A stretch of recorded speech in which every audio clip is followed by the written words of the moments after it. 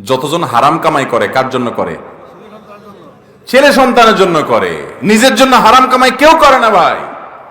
নিজের এক পেট পালতে কয় টাকা লাগে? যদি ছেলে মেয়ে স্ত্রী কারো না থাকতো তো দেখতেন 2 নম্বরই করতো না। কার জন্য করবে?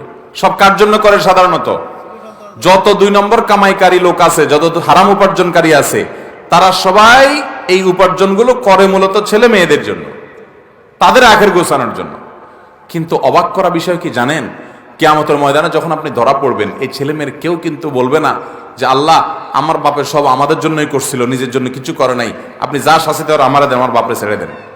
বলবে? আল্লাহ কোরআনে বলছেন ইয়াউমা ইয়াফিরুল মারউ মিন আখিহি ওয়া উম্মিহি ওয়া আবিহি ওয়া সাহিবাতিহি ওয়া বানিহি লিকুল্লি ইমরিইম মিনহুম ইয়াউমা ইযিন শা'নুন ইউগনি। সেদিন সবাই সবাইকে দেখে পালাবে। মাকে দেখে সন্তান পালাবে, বাপ তো পরের কথা, যে না জানি আমাকে এসে ধরে কোনো আমলের জন্য।